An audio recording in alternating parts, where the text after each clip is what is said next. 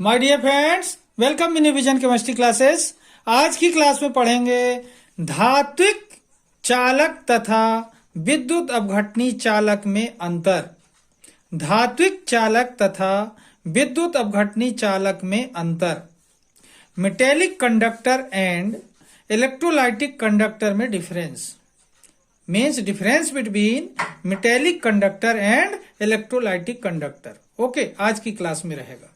तो ध्यान दें कि ये एक इंपॉर्टेंट क्वेश्चन है इलेक्ट्रोकेमिस्ट्री वाले चैप्टर का। ठीक है, ध्यान देंगे आप लोग, और बहुत इजी तरीके से इसका आंसर दे रहा हूं मैं आपको, आसानी से समझ आ जाएगा। एक बार आप केवल वीडियो देख बस लें। ओके, तो देखते हैं धात्विक चालक तथा विद्युत अपघटनी चालक में अंतर का डिटेल। इसके पहले जिन लोगों ने मेरे चैनल को सब्सक्राइब न किया हो तो सब्सक्राइब कर लें और मेरा सहयोग करें, और देखते हैं धात्विक चालक तथा विद्युत अपघटनी चालक में अंतर। ओके, तो देखिए धात्विक चालक और विद्युत अपघटनी चालक में जो अंतर दिखाया गया है यहाँ पर, तो देखें पहले कॉलम में धात्विक चालक लिखा हुआ है और दूसरे कॉलम में विद्युत अपघटनी चालक लिखा हुआ है। ध्यान देंगे। ओके, अब यहाँ पर देखिए पहला पॉइंट है विद्युत का चालन। धात्विक चालक विद्युत का चालन कैसे करते हैं, या विद्युत अपघटनी चालक विद्युत का चालन कैसे करते हैं। देखिए, तो धात्विक चालक में देखें विद्युत का चालन इलेक्ट्रॉनों द्वारा होता है। किसके द्वारा होता है? इलेक्ट्रॉनों द्वारा होता है विद्युत का चालन। जबकि विद्युत अपघटनी चालन में विद्युत का चालन आयनों के द्वारा होता है, धन आयन तथा ऋण आयन के द्वारा होता है। ओके, तो ये पॉइंट क्लियर हुआ। धात्विक चालक में विद्युत का चालन इलेक्ट्रॉनों द्वारा होता है, विद्युत अपघटनी चालन में विद्युत का चालन आयनों द्वारा होता है।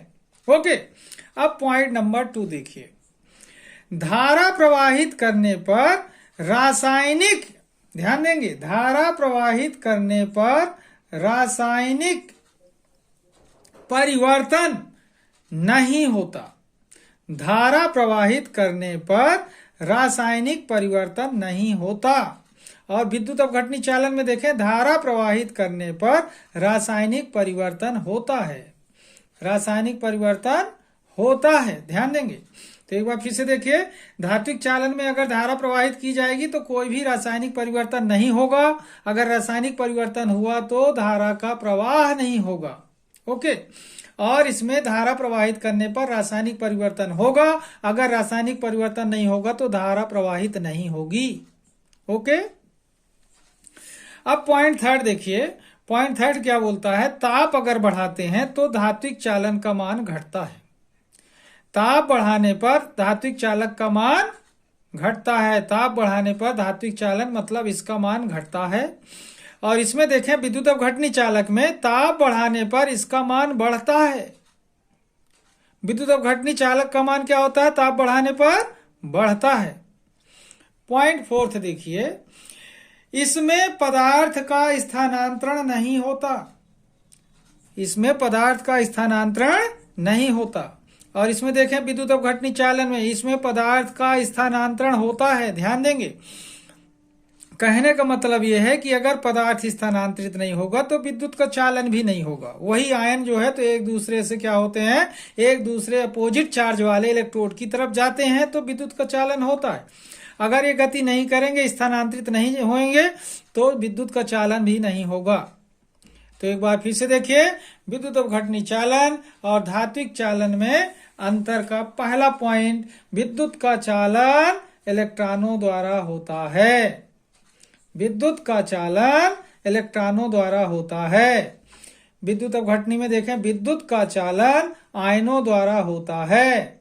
विद्युत का चालन आयनों द्वारा होता है। धात्विक चालन में पॉइंट नंबर 2, धारा प्रवाहित करने पर रासायनिक परिवर्तन नहीं होता। धारा प्रवाहित करने पर रासायनिक परिवर्तन नहीं होता। विद्युत अपघटनी चालक में देखिए धारा प्रवाहित करने पर रासायनिक परिवर्तन होता है। धारा प्रवाहित करने पर रासायनिक परिवर्तन होता है। पॉइंट नंबर 3 देखिए, ताप बढ़ाने पर इसका मान घटता है। ताप बढ़ाने पर इसका मान घटता है।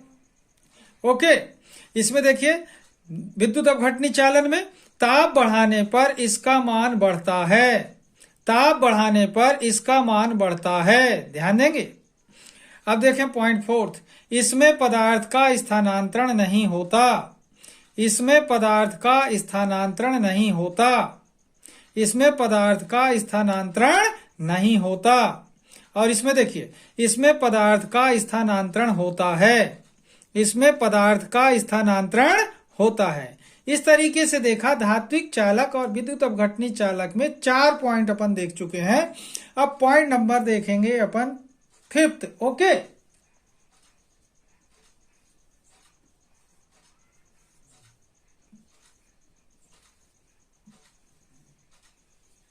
कितने पॉइंट हो गए ये? 4। अब 4 पॉइंट हो जाने के बाद 5वां पॉइंट देखते हैं। ठीक है, देखते हैं 5वां पॉइंट क्या बोलता है। तो देखिए पॉइंट 5th जो है, तो धात्विक चालक में क्या बोलता है, धात्विक चालकों की चालकता का मान उच्च होता है, धात्विक चालकों की चालकता का मान उच्च होता है।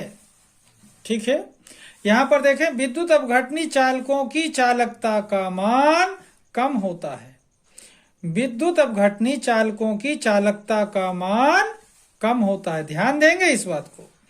अब इस तरीके से देखा 5वां पॉइंट की धात्विक चालकों की चालकता क्या होती है, अधिक होती है, विद्युत अपघटनी चालकों की चालकता क्या होती है, कम होती है।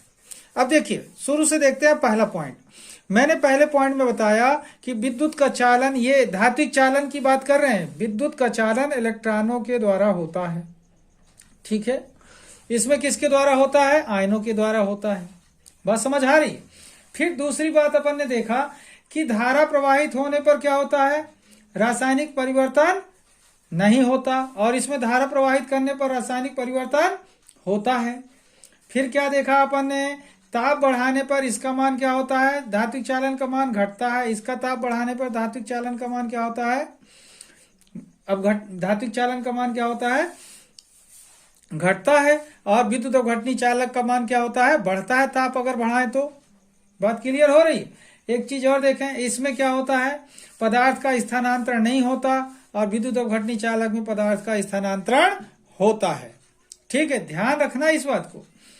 तो इस तरीके से ये 5 पॉइंट धात्विक चालक और विद्युत अपघटनी चालक में आपको दिए गए हैं, जो कि बहुत ही आसान है और एग्जाम के लिए बहुत इंपॉर्टेंट है।